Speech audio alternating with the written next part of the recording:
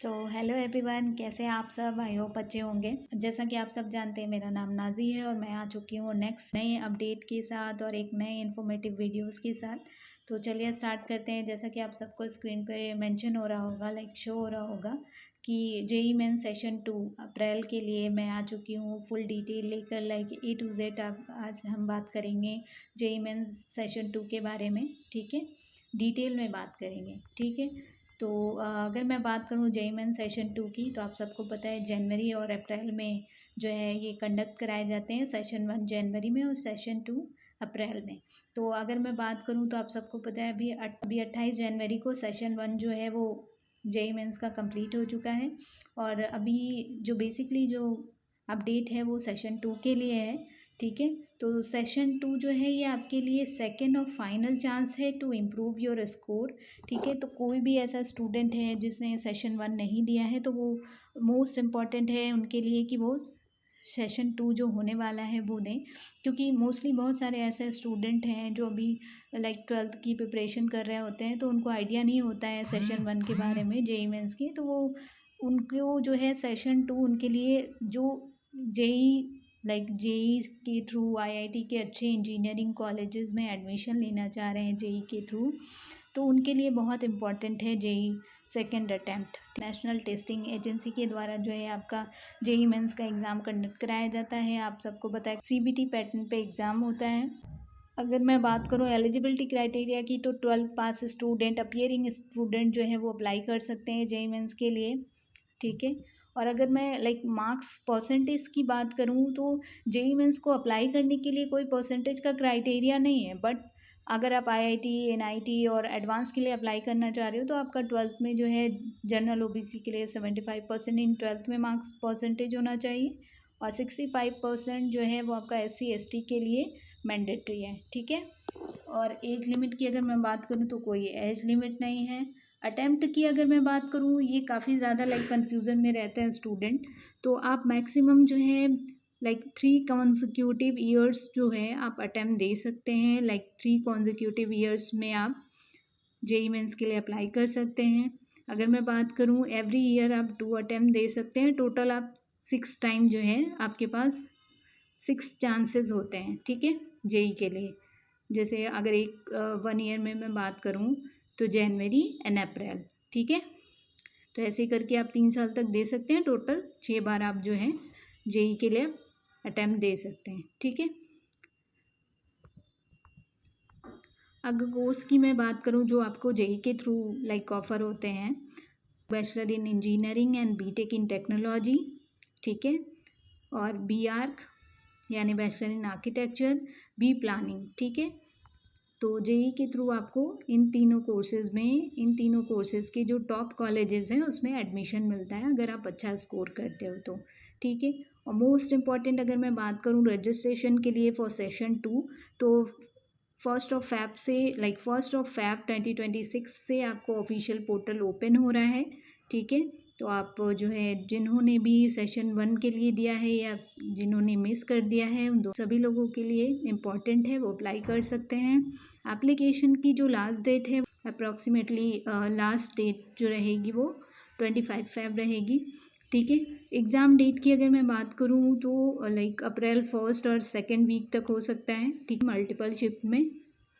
Admit card आप सबको पता है एग्ज़ाम के 3 से 4 दिन पहले एडमिट कार्ड आ जाता है। आंसर की जो है within 10 to 15 days after exam release हो जाती है।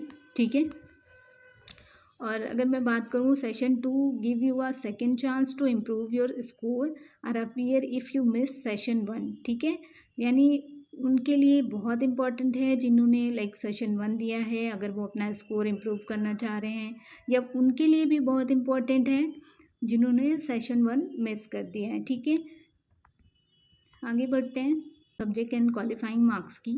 तो एग्ज़ाम पेपर की अगर मैं बात करूँ, एलिजिबिलिटी क्राइटेरिया की बात करूँ, तो अगर मैं पेपर 1 की बात करूँ, physics, mathematics and 1 among chemistry, biology, biotechnology, technical vocational subject. ठीक है, 75% marks or top 20 percentile condition पर ऑफिशियल रूल। ओके, तो इसको आप ध्यान से देखिएगा।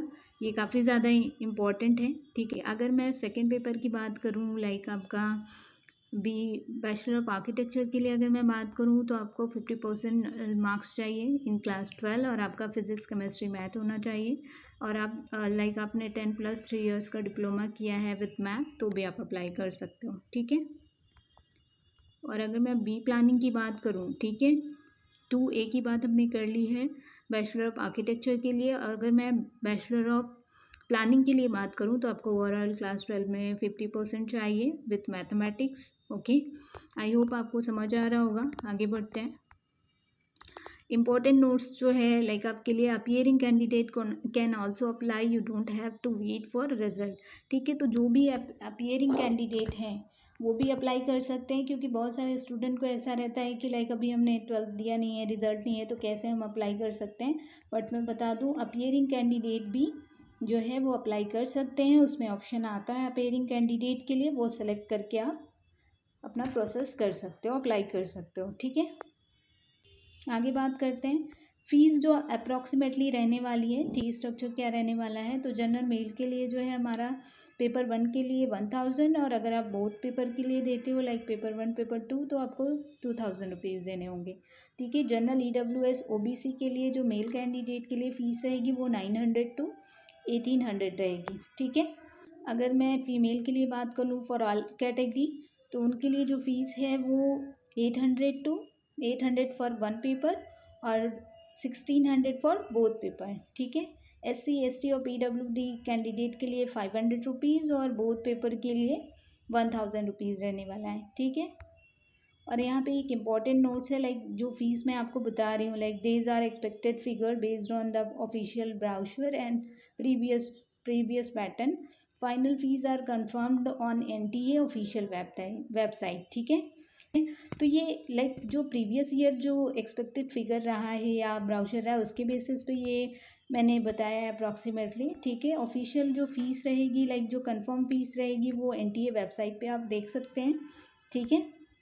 अब देखते हैं आपको कैसे अप्लाई करना है। हाउ टू अप्लाई सेशन 2, ठीक। ऑफिशियल वेबसाइट की अगर मैं बात करूं तो jmin.nta.nic.in है।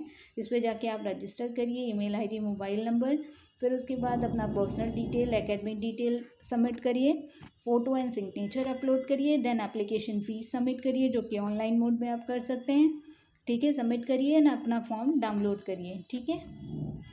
और एक लाइक जो इम्पोर्टेंट रहेगा, you must be complete the form before the deadline and pay the fees before closing time, ठीक है। एंड एग्ज़ाम पैटर्न की अगर मैं बात करूँ तो JEE Mains 2026 के लिए पेपर 1 की अगर मैं बात करूँ, लाइक कंप्यूटर बेस्ड टेस्ट होता है, आपको भी पता है। ड्यूरेशन जो है 3 आवर्स होती है, टोटल 75 क्वेश्चन होते हैं। जो अगर मैं बात करूँ ईच सब्जेक्ट से, लाइक फिजिक्स, केमिस्ट्री और मैथ से आपकी 25 क्वेश्चन रहेंगे, ठीक है। और मार्किंग का अगर मैं बात करूँ तो अगर आप सही आंसर करते हो, लाइक ईच करेक्ट आंसर के लिए आपको +4 मिलेगा, रॉन्ग आंसर के लिए आपको -1 हो जाएगा, अगर आप अटैम्प्ट नहीं करोगे तो 0 रहेगा, ठीक है, 0 मार्किंग रहेगी। पेपर 2 के लिए अगर मैं बात करूँ, लाइक आपका बी आर्क और बी प्लानिंग के लिए, तो including mathematics, aptitude and drawing, ठीक है, एंड प्लानिंग टेस्ट, आपका जो है लाइक बी आर के लिए 77 क्वेश्चन होंगे, जिसके जो टोटल मार्क होंगे वो 400 होंगे। बी प्लानिंग के लिए 100 क्वेश्चन होंगे, जिसके 400 मार्क्स होंगे, ठीक है। मार्किंग जो रहेगी वो सिमिलर रहेगी फॉर पेपर 1, ठीक है। If you are appearing for both paper like 1 and 2, you have to register and pay accordingly, ठीक है। अगर आप दोनों पेपर के लिए लाइक अपीयर करते हो तो आप उसके अप्लाई करते हो तो आपको उसके अकॉर्डिंग पे करना होगा फीस, ठीक है।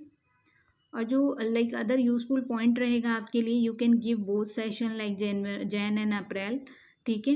And the best score will be considered for ranking, ठीक है। मतलब ये है कि आप सेशन 1 लाइक जनवरी सेशन और अप्रैल सेशन दोनों के लिए आप दे सकते हो, जो उसमें भी आपका अच्छा मार्क्स होगा वो कंसीडर किया जाएगा, ठीक है।